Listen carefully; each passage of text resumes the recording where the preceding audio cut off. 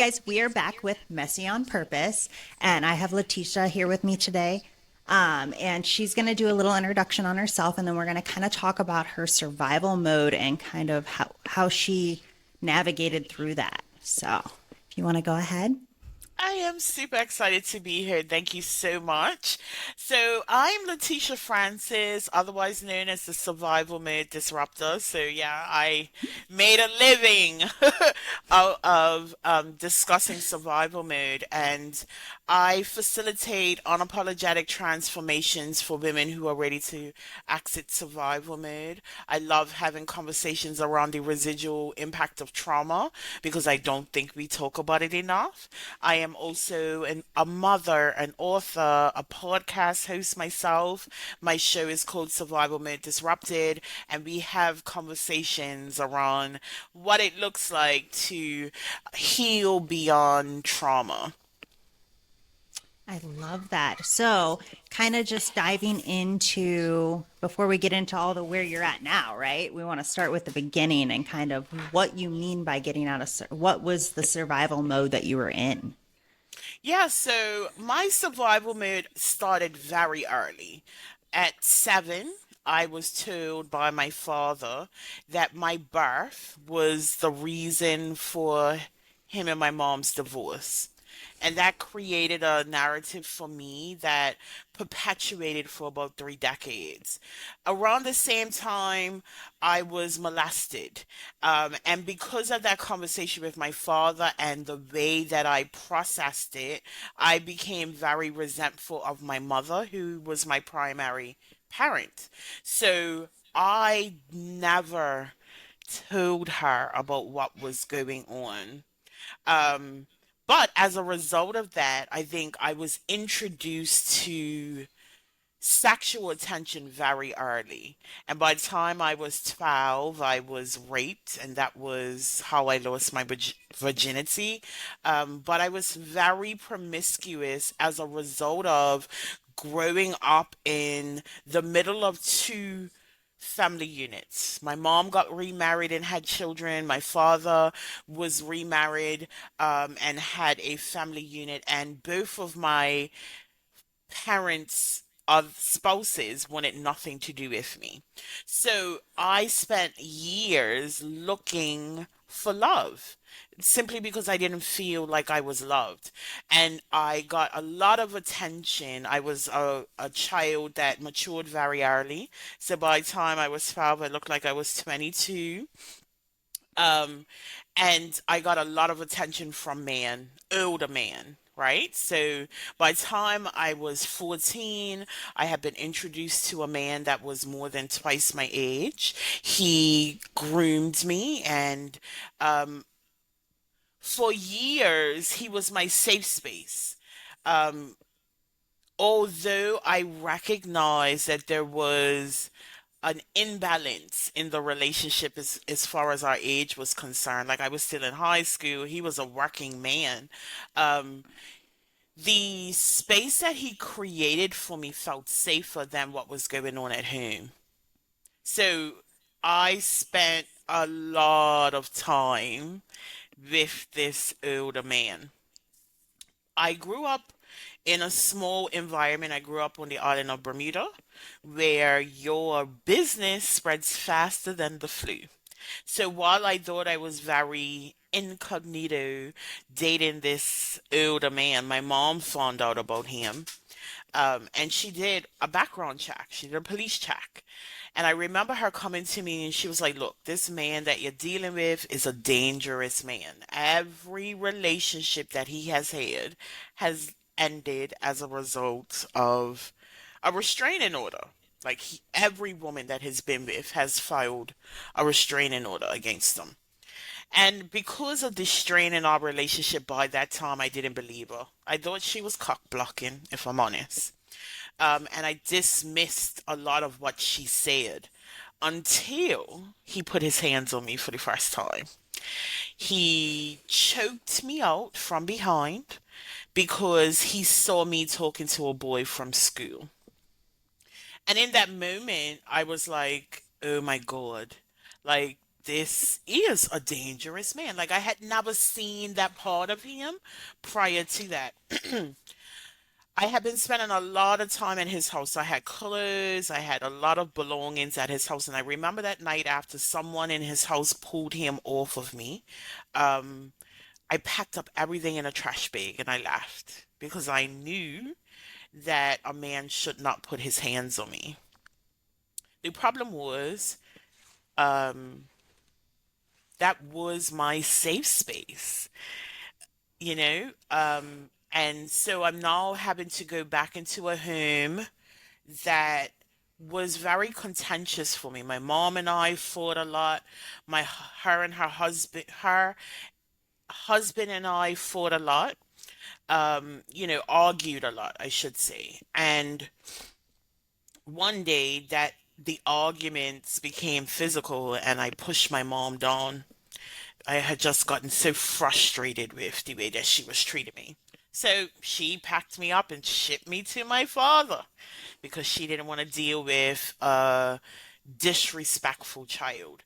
And I'm going to say this, right? A lot of parents put a lot of pressure on children to act a certain way and be a certain way and show up a certain way, but they have to recognize that they need to create a safe space for the children to do so.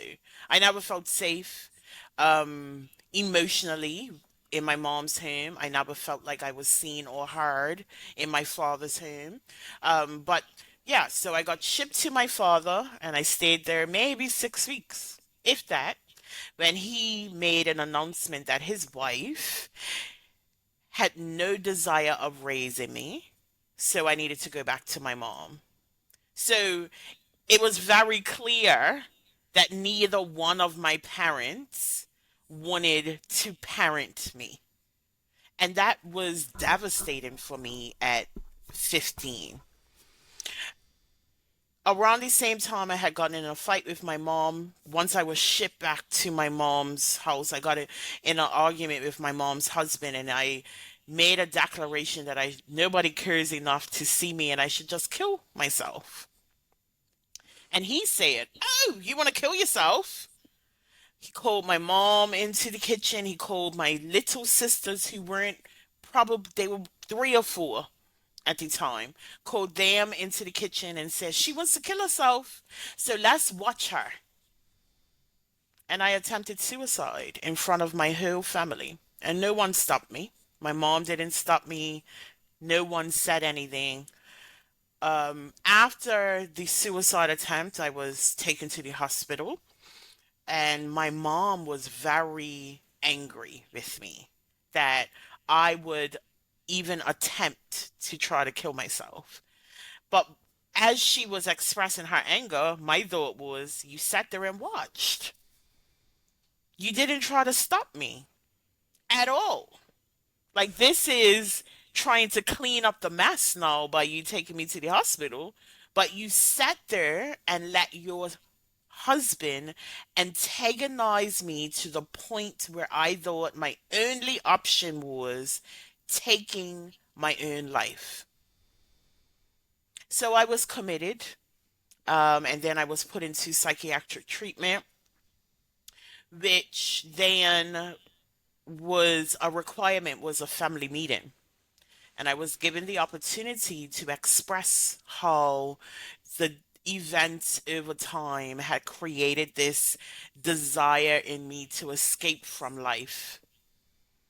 I expressed to my mother and my father, my granny was present as well, how their actions had impacted me over the years. My father got up and walked out of that meeting in the middle of me expressing myself, and I did not speak to him again for another 7 years.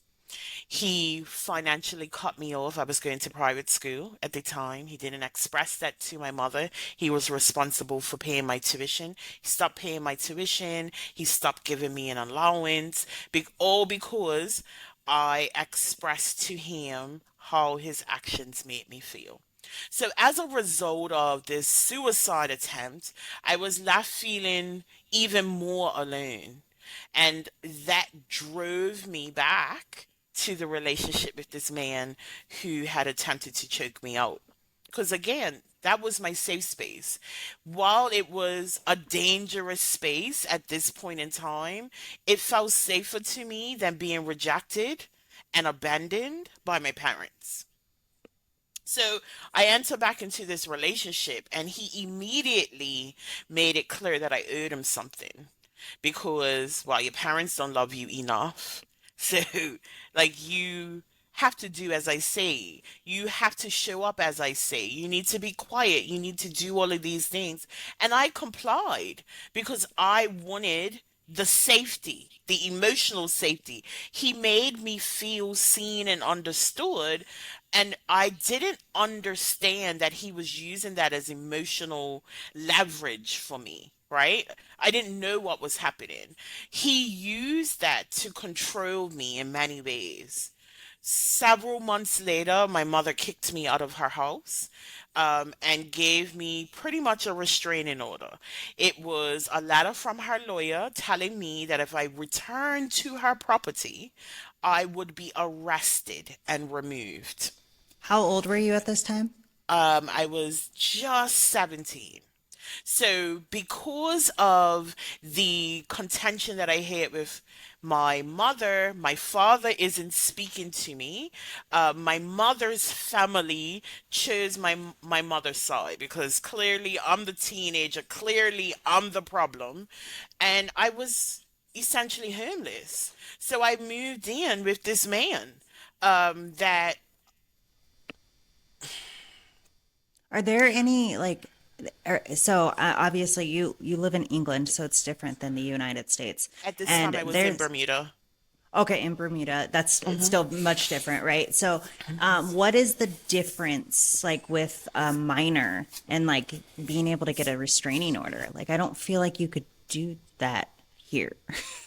She removed me from her home, and she did it through a lawyer, and it was really nothing that I could do. There was I nothing didn't you could do to I fight at the back. time I didn't have any options. I didn't go to someone and say, "Look, this is what's happened." You know what I mean? I just you kicked me out. I'm And you just gone. said, okay, Yeah. I okay. left. Um I knew that I had a place to go and stay with this man, so it wasn't a big problem. But where the problem came in later is I went off to university. And he was like, if you are in university and thinking that you're going to come back to my house, like that's not going to work. If it's either we're in a relationship and you're in Bermuda, or we break up and you're gonna just have to figure it out. And I knew like university is not permanent, you know what I mean? Like it's not like I would have been able to move to the States. I was on a visa. So I needed a place to live when I was in Bermuda, which caused me to drop out of college. I was just like, this is my only option. I have nowhere else to go. I was not old enough to get my own place in Bermuda, right? So I had to comply with his wishes. I dropped out. I moved back to Bermuda, and I married him. So once we got married, the abuse ramped up immensely. He expressed ownership very overtly, right? Like, I own you now. You're my wife. You need to obey me. And if you don't obey me, there were consequences. And I followed along for years because I was still underage. In Bermuda, an adult is 21, right? I was still Okay. underage. So I couldn't go get my own place. I couldn't even, get bills in my name yet. So I had to deal with the circumstances that were presented to me at the time. But I eventually got a job in law enforcement. Hmm. And most would think, okay, she's in law enforcement now, this is her escape. What actually happened working alongside the police? I wasn't a police officer, I was a customs officer, but I worked alongside the police.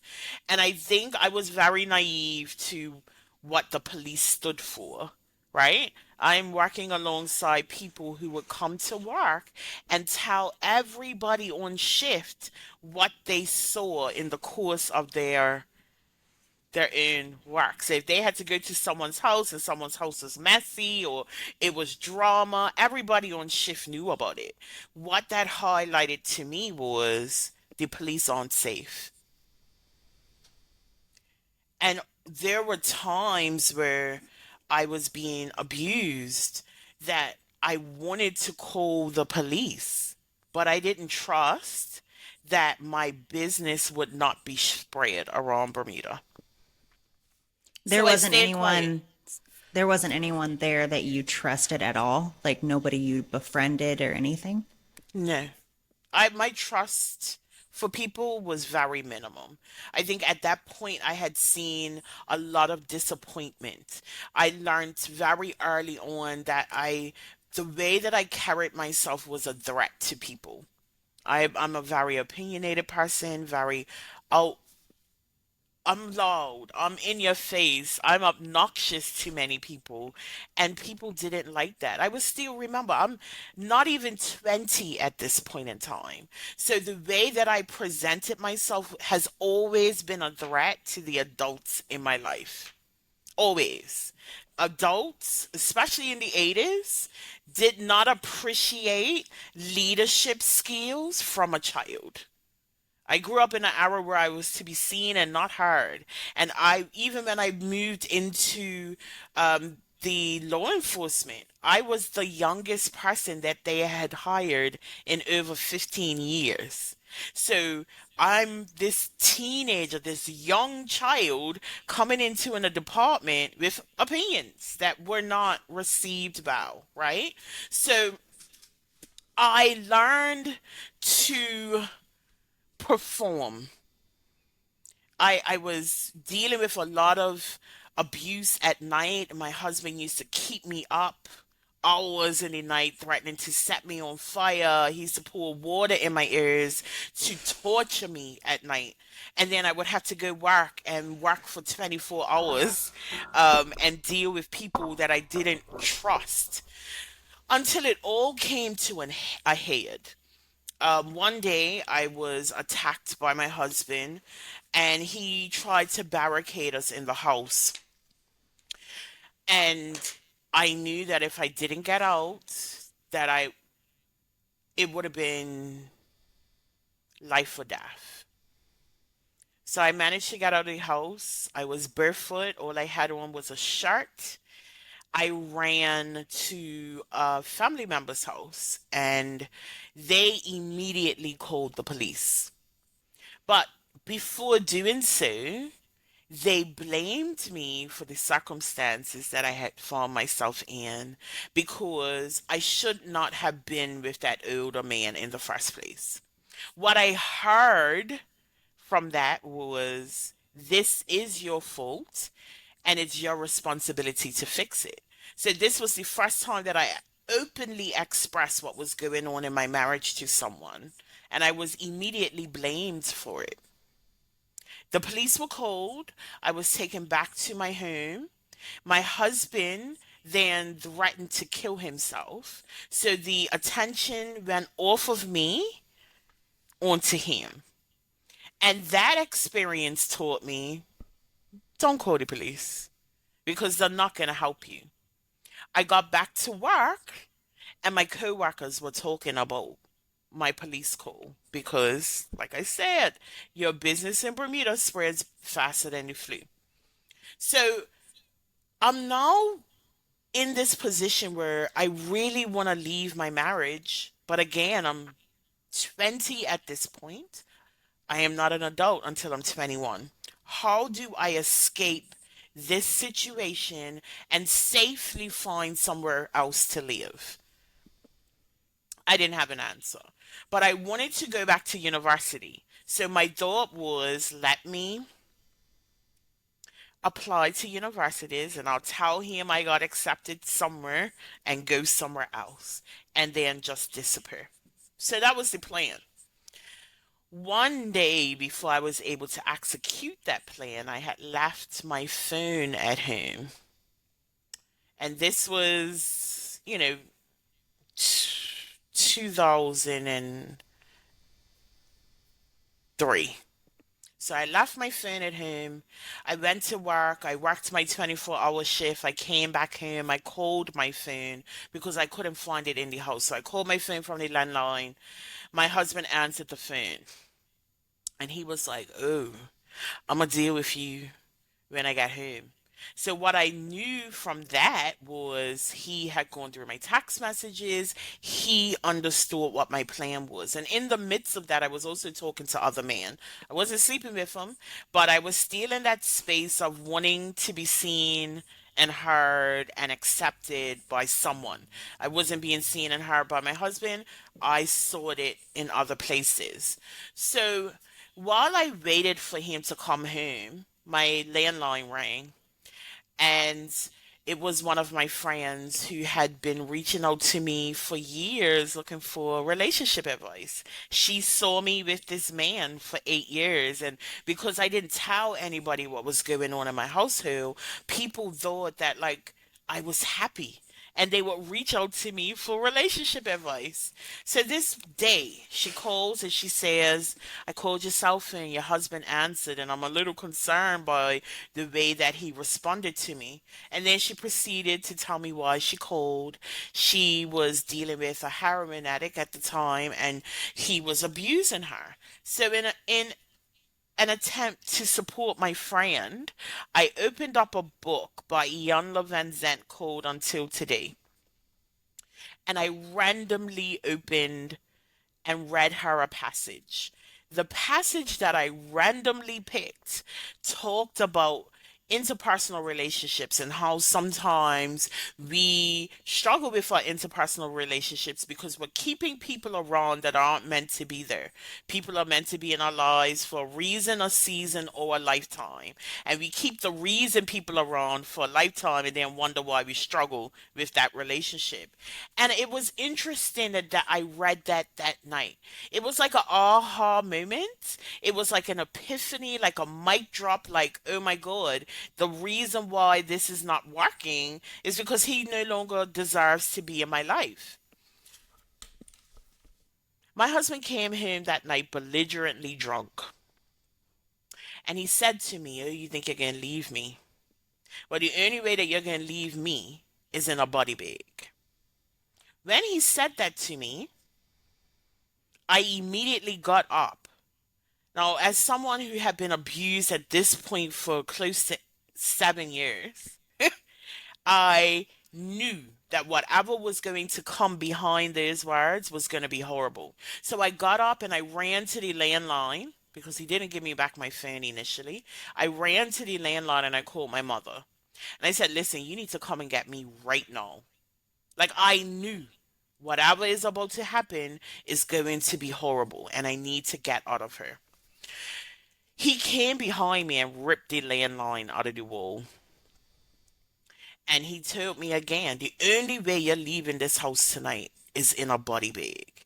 That is when I realized that he had a knife in his hand.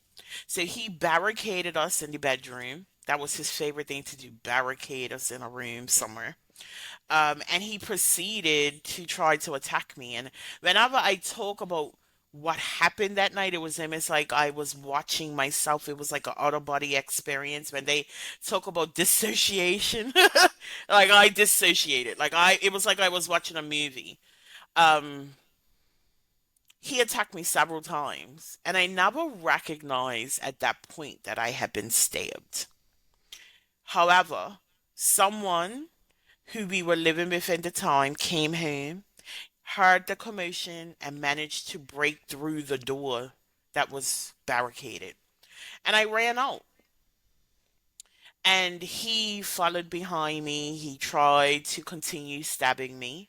And the person that we were living with was his friend, and his friend was like, "Look, you gotta go." Because the last thing I need in this moment is somebody calling the police. So I was kicked out of this house in the middle of the night. Again, didn't have much clothes on. It was raining. I really didn't know what it was that I was going to do. And as I stood there in just like complete shock that this was how my night had trans transpired, my mom pulls up. And as I'm standing there, I feel this warmness running down my body. But again, hadn't recognized that I had been stabbed. I didn't realize that it was my blood that I was feeling until my mom was like, "Oh my God, you're bleeding up!" Like, "Oh my God." So she wanted to immediately leave, pack me up in the car and leave. But as my husband heard my mom approach us, um, approach the house, he started throwing my stuff out the window. And it was like a muddy yard. So all of my stuff is going into the yard completely muddy. In the process, he threw out this bag that contained close to $20,000 worth of Louis Vuittons in it. Because one of the things that he would do to show me that he was sorry was go and buy me a Louis Vuitton bag. And I kept it all in one space, but he chucked the bag out of the window and I saw it and I immediately picked it up and tried to put it in the car. He recognized that he threw the Louis Vuitton bags out of the window. He comes outside and starts unpacking the car, trying to get the Louis Vuitton bags back. And I, in a moment of craziness, actually try to fight him for those bags until my mama was like, "What are you doing? Like, this man could kill you. Get in the car." So I did. And she immediately wanted to go to the hospital. But I knew if I went to the hospital in the condition that I was in, the police would immediately be called. So I was like, "Mama, we can't go to the hospital." She was like, "What you mean?" I said, "Mama, we cannot go to the hospital. The last time the police were called, everybody at my job knew my business, and we're not going down that route this time." So I convinced her to take me to her house. We managed to stop the bleeding. Um, I promised her that I would go to my doctor and get stitches. Um, my doctor had been taking note of the injuries that I had as a result of my abuse. And I never told her that, but I remember when I was very, very young, someone got killed by their husband in Bermuda. And the doctor was a key witness because she had been going to the doctor and reporting her injuries. So I did the same just in case anything ever happened to me. There was evidence for years that I had been attacked by my husband. So that was the plan. I would go to the doctor in the morning, let me just get some rest, let me clean up all this stuff that was all muddied. That was the plan. But they say you make a plan and go at last.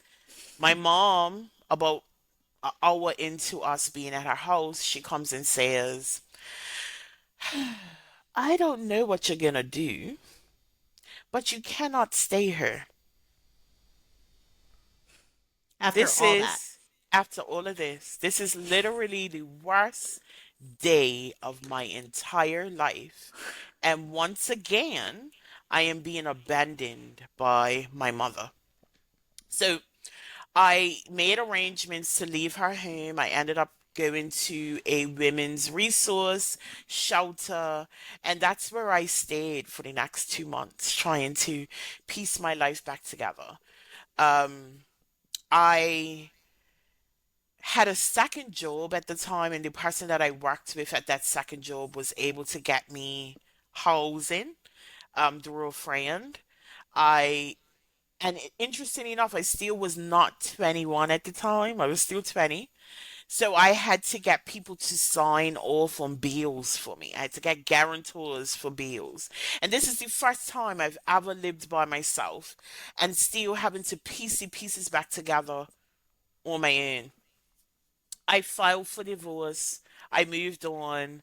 But what I was left with was recognizing that I didn't know who I was. I didn't know how to figure out who I was. And I was stuck with very negative opinions about myself and my marriage.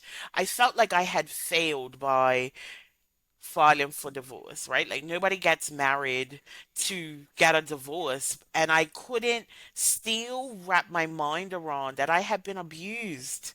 I felt like everything that happened in my marriage was my fault. He probably would not have stabbed me if I had not tried to leave. He probably would not have tried to kill me had I not been talking to other men. Like everything at that point was my fault. I eventually, moved on with my life. I left Bermuda. I went to Atlanta. I went back to school. I did amazing. I got full scholarships.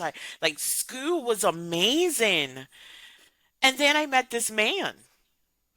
And I thought everything would be okay.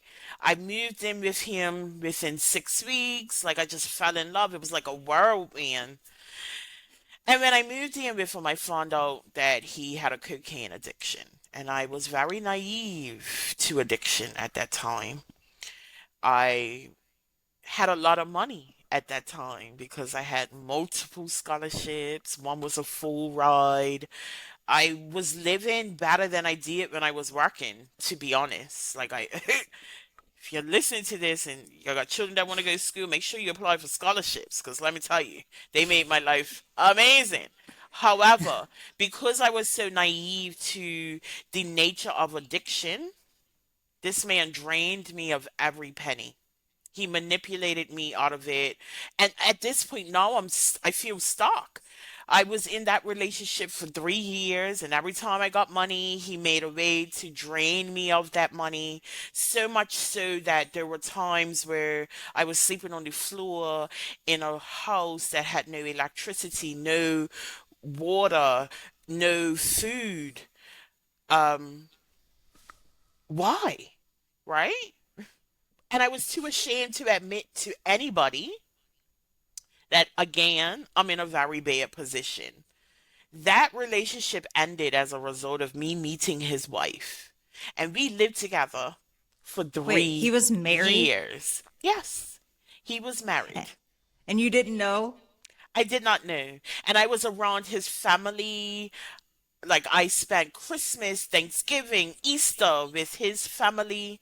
And I did not know that this man was married in another state. So That's insane. the relationship ended. I graduated from university and I moved back to Bermuda. And I really focused on myself. Like two really bad relationships. I need to focus on me. And I did. I did really well in my career. I got into commercial insurance. I was climbing the corporate ladder. I was establishing myself in this industry. And then I met a man. Oh my God. You had a And cycle. I do. I did. I You did. did, you I did. did. So I meet this guy, and when I tell you, it was like a Hallmark movie. I remember saying to somebody very shortly before meeting him that I just wish that I could find somebody that would tick all my boxes. So they told me, write a list. Write a list. And I did. I wrote a list of everything that I wanted at that moment. The problem was I wasn't clear enough about the things that I needed, right? I wrote what I wanted. And that included, a sexy man that was good in bed, that could clean and cook and blah, blah, blah. But what I really should have been asking for was emotional safety, emotional fulfillment, stuff like that. Nope, I got caught up. And then I meet this guy who ticks every box besides the height requirement. And I fall in love. The first year, absolute bliss. Honestly, I felt like I'm pinching myself. Like, is this real? Like, he is really everything that I've ever wanted in a relationship. And then And it then changed. someone in his family died. And he dealt with his grief by relapsing on crack cocaine. Oh. Now, I knew immediately that he was using because it was a stark difference from what I had been dealing with for nearly a year. And I confronted him about it. I was like, listen, I'm already been through this. I am not doing it again. But I was still very naive to the level of manipulation that comes as a result of someone using drugs. And he manipulated me to stay. So I did. And I stayed and I stayed and I dealt with all of the drama that came with his using until one day he called me and he was like, listen, I'm going to go get some help, but I need you to pick up this bag from my job. Okay, I got you, boo. He was a chef at the time. He worked at a very high-end supermarket and he did a lot of catering. So I go to pick up this bag thinking nothing of it because there were times where I had picked up a bag for him before and he had catered events and we just went on with life. But the day that I go to pick up this bag, I was surrounded by security at his job. And they then told me that this man had been stealing from the place for so long that they had to install cameras because they could not figure out how he was getting stuff out of the building. He was stealing prime rib, legs of lamb, like huge pieces of meat to go and sell so that he can get drugs. And I mean, that at least he day, wasn't taking your money. he still was, but Oh. he was, you know, he was supplementing it by stealing. And so he was arrested. He lost his job. I didn't think anything of it. A couple of weeks later, the receptionist at my job was like, Leticia, the police are here to see you. They're here to see me? And I knew, do not go to reception booth. Meet them in the lobby. So I was like, can you tell them to meet me in the lobby? So I go downstairs. I They come out of the elevator and they were like, Leticia, you were under arrest for handling stolen goods. I was arrested. I was processed. I was given my one phone call. I called my mama. And I was like, listen, I need you to get me a lawyer because I got caught up in this man's mess. Like, how could they even charge me? I knew nothing about what was happening. She's like, I got you. So I go back to my cell. Waiting for my lawyer. And someone comes and says, you have a visitor. And it was my mother. I go into this room and she asks me one single question. Why do you love everyone else more than you love yourself? And that was like a Mike Tyson body blow, if I'm honest. It winded me. I had to go back to my cell and ruminate on that. And what I recognized was, although I was not the reason for my arrest, like I did nothing wrong in that case, my decisions were the reason why I had been arrested. And if I don't learn to make better decisions, I will end up behind jail or I will end up dead. Like my life is not going to transform into something better if I don't make better decisions. So I left jail after not being charged. I wasn't charged with anything. I think it was a fishing expedition, if I'm honest, to get information about what was really going on. But I left jail and I immediately started working with a coach. And she made me realize that I loved the narrative of being a victim. Like whenever I told my story at that point in time, it was always, oh my God, look what life is doing to me. And she was like, you just love being a victim. And as long as you are a victim, you will never be in control of your own life. And her saying that kind of pissed me off because I had really prided myself as being this independent woman who survived everything that had been thrown at her feet. And to learn that I was giving away my power by anchoring into the fact that I was a victim and not a person that had been victimized, which are two very different things. It changed my life. So I relocated, and years later, now I am a coach. I am trauma informed. I recognize now that I had spent 20 plus years in survival mode. I lived autopilot. And while I was able to navigate life to some in strength, my weakness was that I wasn't doing it with intention. I was just moving through life. I was just on autopilot, just navigating instead of being in control.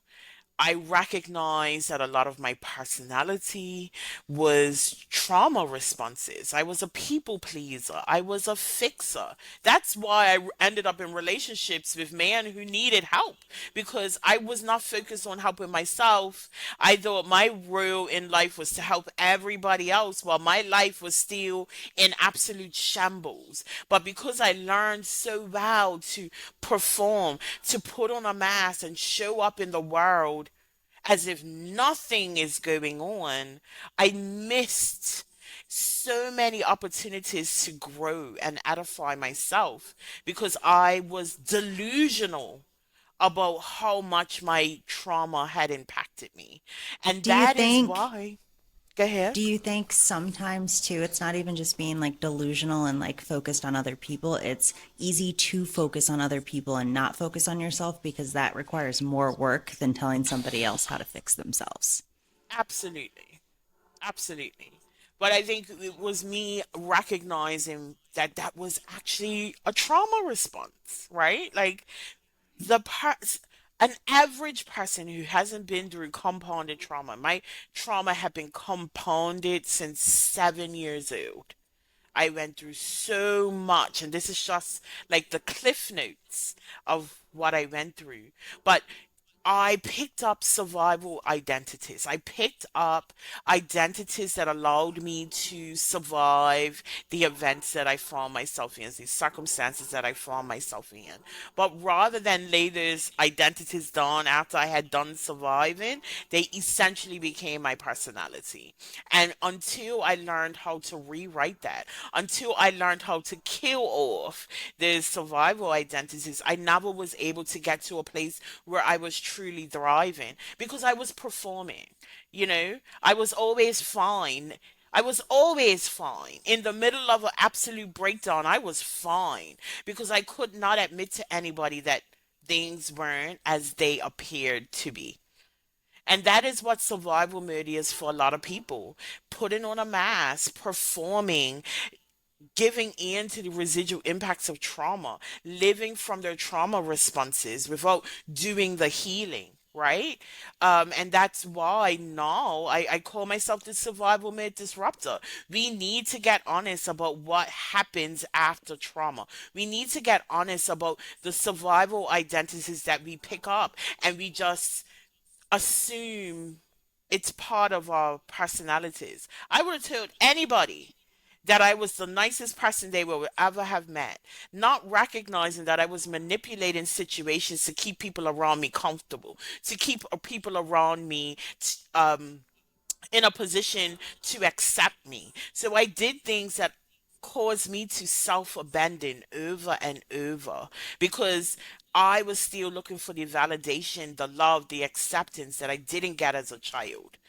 So my journey was getting clear on what it is that I wanted, getting awareness, first of all, of why I was doing the things that I was doing and how my trauma was showing up in my life. Then it was about reprogramming the narratives that I had held for so long, the conditioning that I had been um, privy to, the narrative that I was sorry, the beliefs that I even carried about myself. And once I got to a point where I got to know, like, trust, and accept myself, things changed.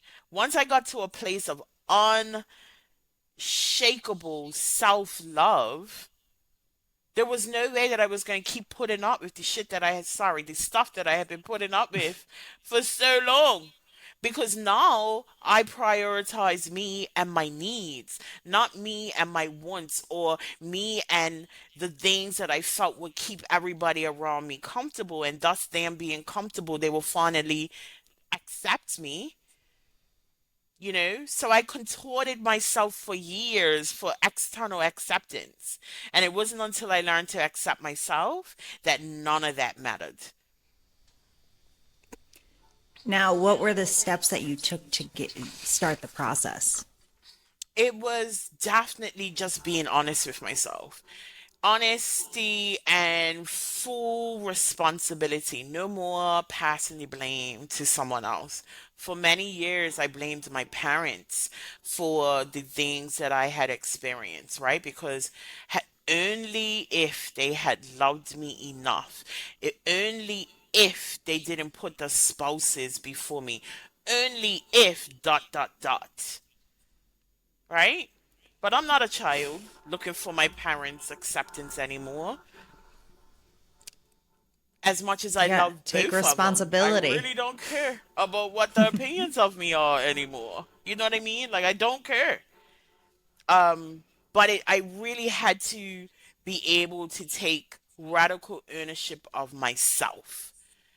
And in doing so, that helped me anchor into my healing. In doing so, that helped me step into a life of thriving instead of just surviving. I think a lot of people struggle with getting like kind of soaked up by all the things they have going on and sitting in that victim mentality. And instead of looking at all the choices you still have and the things that you can control, they focus on all the things they can't control because then those are the things like you can't control the past. You can't control what you went through. You can't control what other people do, but you can control your next steps. And I think once people realize that you focus on what you can control, you have more choices than you think. Hmm. We have more choice than we ever give ourselves credit for. And I think that's important. I remember someone once telling me, your anger is a choice. And in them saying that, I got pissed off even more. But then there was this reconciliation in my healing. Like I always talk about, the biggest aha moment for me was understanding the connection between my thoughts, my emotions, feelings, and actions. I never knew how intertwined those were. I didn't recognize that I can change the way that I think. A lot of people don't recognize that we recycle 95% of our thoughts day to day. So if we're not challenging our thoughts in any way, we stay stuck. You know, we holding on to 20-year-old narratives. We stay stuck until we learn how to reprogram, until we learn how to challenge our thoughts. And once I learned that, like that was something that I did every day. Every time a thought popped up that I didn't like, I would literally say out loud, "No, no, we're not giving there, girl. Nope." And I would actively work on changing the way that I thought about things. We hold on to narratives, we have a perception that becomes our reality. And if we never challenge that, the way that we view the world will never ever change. And it's not even controlling your thoughts. You have to control your emotions too. So it's Hmm. like how you react to those thoughts. So by saying no, not going there is different than just kind of letting it play out. Absolutely. So okay, so you started working on yourself, and then where what was like the turning point for you? Where did you feel like things have finally settled in and changed? It was recently, even though I had anchored very much into my healing and I championed that, right? And it became a way of life for me. I became a coach. About 3 years ago, my family and I were faced with an eviction. No fault eviction. We ended up homeless. We were homeless for 2.5 years. And I use that as an opportunity to travel, right? Like I can't find a home in the area that I want to live in England. So let's go to Spain. We went to Spain, supposed to be for 3 months. 2.5 years later, we were traveling back. We slow traveled through Europe. And I say with so much gratitude that that period of time of being homeless and just trying to figure it out as we could was a journey back to me. I sat in silence a lot and got very clear about my purpose and why I was actually here, right? And that clarity gave birth to me really pulling back the layers. I think my first round of healing took care of the surface stuff. My second round of healing took care of the next level.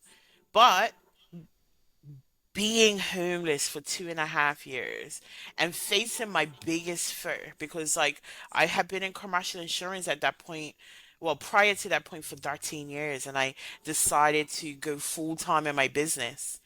And going full time in my business, I think, amplified my healing in ways that I didn't imagine. Like I tell anybody, you wanna work on yourself, start a business, because like all of your faults, all of your dysfunction comes to the surface. So starting my business was a complete upheaval. Like everything changed for me. But it wasn't until I was homeless that I had the space to really truly be honest with myself about how I was showing up in the world and how much my trauma responses was still showing up in me. You know, that 2.5 years was a journey to self and a realization that I actually could put down the survival identities. I was not a soft person prior to that trip. I was always in my masculine energy prior to that trip. I was always ready to fight prior to that trip. And all of that changed as a result of me being faced with my biggest fear, homelessness. And it was one of the reasons why it took me so long to walk away from my corporate job. Because, like, I leave my job where I'm making really great money, I'm going to end up homeless. And I did. But it gave birth to the biggest lessons that I could ever imagine. And there is this level of gratitude for it. You know, sometimes we anchor into our circumstances. Life is happening to me. Oh my God, look. Every step of my journey happened for me. And it created a woman who I am so proud of today. And so now that you've gotten to where you are now, you are just doing your business, nothing else, right? Yeah, just You're doing my in England, business in England. obviously in a house. In a house. I got a home now, guys. Are you seeing anyone married, anything else, any more men come into your life that are better options? I am happily going through a divorce. I got married again. I married the man that relapsed on crack cocaine. Um, Okay. After he got clean, he's been clean now for 15 years now. Um, yeah, about 15 years he's been clean. But I decided to walk away from that because I was still being triggered by his behavior. And while the absence of triggers some believe is healing, that's not the case. I was being triggered and being pulled back, and for me, I didn't want that anymore. Not everybody grows at the same speed, and I chose me for once. So yeah, I'm going through a divorce. I'm a mother of two, um, and life is pretty amazing. And I mean, a divorce, you don't usually say pretty amazing, so that knows you're doing the right thing. Yeah, it's a representation of my agency, right? I was still very much, although I had anchored into my healing, I was still very much operating from a trauma response. And I can admit for years, I took responsibility of his sobriety. So I didn't leave because I don't want him to end up back on the pipe, right? But I had to learn how to champion myself. And while divorce isn't great. I've broken up my family. What I recognize is I cannot fix another person until I fix me. And yeah, this is me choosing me unapologetically. And I Well, can't and be showing your upset about it. kids, Yeah, it's being a role model for your kids too. absolutely. And my children were asking questions that I couldn't answer, right? And then that's when you recognize, listen, what are you teaching them? I And it don't want teaches my you. kids. Yes, exactly. I didn't want my children, my girls. I have two beautiful, amazing young ladies. I didn't want them to be making these same decisions that I was making.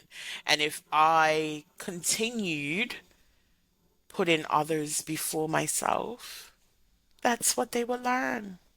So yes, I selfishly walked away because as much as I love him, I love me more. Makes sense. I mean, it makes sense. You're not doing it just selfishly though, because it's kind of doing it for the kids too. Because if a relationship isn't working for whatever reason, that actually affects kids too. It does. But I say selfishly because in a way, in order for my kids to be healthy and happy, I need to be too. So Hmm. rather than focus on their needs in this moment, I'm focusing on mine.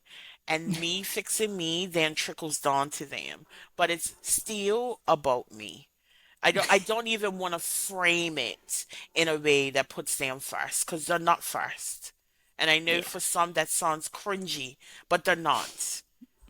I am more than a mother, right? And When I'm you a have to be. woman, right? But across the board, I'm more than a mother. I show up for my children 100%, but I am more than that. And my consideration has to be about me first before it becomes about them. And I know it sounds backwards for some. I was never in that place. My children were always first. But in doing so, once again, I was self-abandoning because they were first, I remained in a situation that kept me unhappy. Yeah. So you've made that change. Obviously, you're making moves to continue to grow. Tell us a little bit about your business and kind of how that thrived. Yeah, so my business is quite new because I've done a lot of pivoting over time based on where I was emotionally. I started off as a life coach, ended up as a business coach, and now I'm back into trauma recovery. I am a trauma recovery mentor, and as I said at the beginning, I facilitate unapologetic disruptive transformations for women. And what that looks like is I work alongside women who have gotten to the point that I gotten to right before I was arrested. Dealt with the trauma a little bit, but not all the way. They find themselves stuck, but they're tired of being stuck and they're ready to champion themselves, take radical ownership of themselves, and stop just surviving and start thriving. So, yeah, I work one to one, I have a membership, and that has been really amazing to see the transformations of my clients, to see people find their happiness again is like truly a blessing. And then on top of that, I have the podcast, which started 6 months ago, but let me tell you, it has grown, it has blossomed bigger than I expected. Um, at this point, I've had over 200 conversations, and every conversation has changed me in some way, and I hope that it's changed the audience. But it's very just raw conversations on how trauma shows up in our lives and what it takes to heal beyond that, and exploration of different modalities. We've talked about psychedelics and play and all sorts of things. The psychedelics conversations always interest me. Like, I just need a pop of mushroom, okay? But yeah, it's been a journey of beauty, in my opinion. And I just being able to anchor into my story, not in a place of looking for sympathy, but championing what I went through, recognizing that my journey is a masterclass for someone else. And I appreciate every moment of this journey. I love that. So, what is the name of your podcast? Survival Made Disrupted. It can be found on all of the Okay, platforms, the podcast platforms, as well as YouTube. great. And you started it 6 months ago and you've done 200 episodes. Absolutely. Wow. So, it's very frequent that you Yep, record and Monday through post Friday. every Monday through day. Friday. Monday through Friday. Yeah, And is absolutely. it just you or is somebody else coming on as well? Yeah, it's stories. So it's always me and another guest, someone else sharing their Okay. story. And we've had some really amazing stories from, long-term childhood sexual abuse to Columbine survivors to people who found out that they had been adopted or abducted. I've had women that have been in prisons in Thailand. Like it's been a very wide range of very deep conversations around the residual impact of trauma and what it looks to heal from that. Interesting. So I'll have to check it out. And then if anybody else wants to check it out, it sounds very frequent. So you have endless episodes. I do, and it wasn't meant to be like that, right? Like when I put out my first call for guests, it was just such an overwhelming response. Like within 3 weeks, I had recorded 60 episodes, and I was just like, well, I can't hold on to this for a whole year, so let's go every day. And yeah, it's been amazing. The feedback has been phenomenal. I had I mean, someone that was 70 years old reach out to me and tell me that she walked away from her 50-year marriage because of the conversations that we had on that podcast, which made her realize that she was tired of being abused. She had been abused for 50 years. And the stories on Survival Made Disrupted gave her the courage and confidence to walk away. that's good. It's good. You just helping one person at a time, you know? If you inspire Yeah. one person, it's worth it. Yeah. We're all here to Um, change the world in some way or the other. And some of us do it very laid back, you know. Other people do it with, they lead with the chest. And I do it by stomping my way through the world. I used to have another podcast, and used to end it by saying, "Walk as if every step you take is about to create an avalanche because you're here to change the world."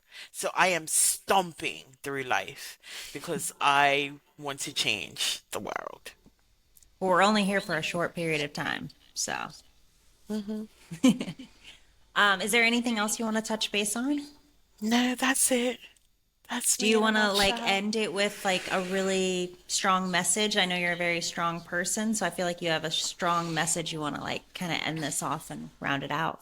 Yeah, I'll leave it with this. We were not born to break, but we damn sure were not born to just survive. And if we're wanting to change the way that we show up in the world, we have to be committed to disrupting the cycle, reclaiming our lives, and thriving on our own terms. I love that. All right. Well, thank you again so much for coming on Messy on Purpose. If you want to, after I end this, if you can just hold out for just a minute, we'll talk about, next steps. And until next time, guys, bye.